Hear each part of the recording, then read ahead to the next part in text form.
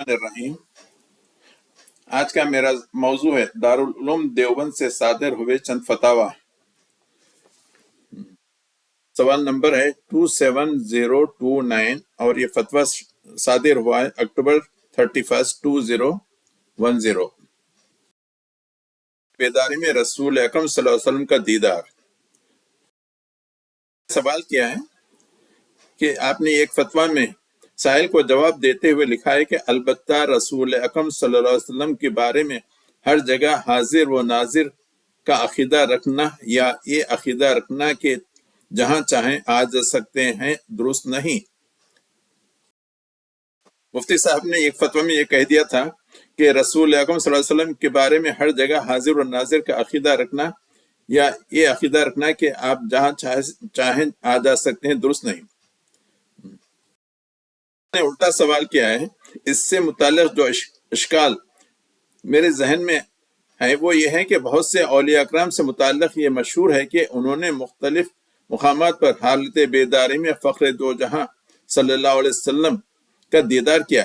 مثال کے طور پر علامہ سیوطی سے متعلق یہ مشہور ہے کہ انہوں نے 70 مرتبہ حالت بیداری میں رسول اکرم صلی اللہ علیہ وسلم کا دیدار فرمایا۔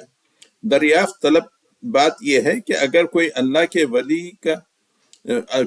کے ولی حضور کا دیدار حالت بیداری میں کسی مقام پر کرتے ہیں تو کیا اس سے یہ ثابت نہیں ہوتا کہ حضور اس مقام پر بذات خود تشریف لے کر گئے؟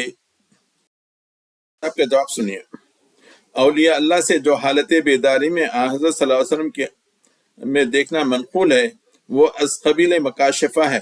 یہی وجہ ہے کہ اگر وہاں کوئی دوسرا موجود ہو تو اس کو دیدار کا شرف حاصل نہیں ہوتا، اور مکاشفے کے بارے میں علماء نے صراحت کی ہے کہ یہ ضمنی ہے، اس سے استدلال کرنا درست نہیں۔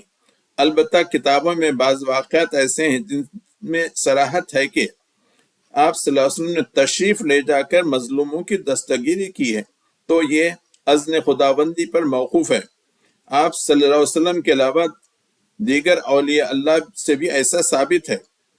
آپ صلی اللہ علیہ وسلم یا دیگر اولیاء جانے میں خود مختار نہیں ہے بلکہ وہ اذن خداوندی کے محتاج ہیں۔ اگر اذن خداوندی ہو تو بذات خود تشریف لے جا سکتے ہیں، ورنہ نہیں۔ جواب کا حاصل یہی تھا کہ اگر وہ کہیں خود آنا جانا چاہیں تو اس پر قادر نہیں، اور ان جیسے واقعات سے آپ صلی اللہ علیہ وسلم کے ہر جگہ حاضر و ناظر ہونے کا عقیدہ رکھنا درست نہیں۔ ایک دوسرا فتویٰ ہے، اچھا یہ سوال نمبر ہے 24190 اور اس کا جواب دیا گیا ہے دسمبر 15 2010 میں۔ کیا ہے؟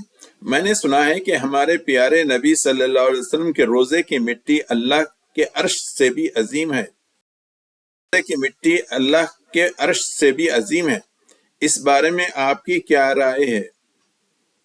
براہ کرم بحوالہ جواب دیں۔ صاحب بس یہ لکھ دیتے ہیں، یہ بات درست ہے، چنانچہ در مختار میں ہے۔ اس کے بعد 3-4 کتابوں کا حوالہ دیتے ہیں، قرآن و حدیث سے کوئی ریفرنس نہیں دیتے۔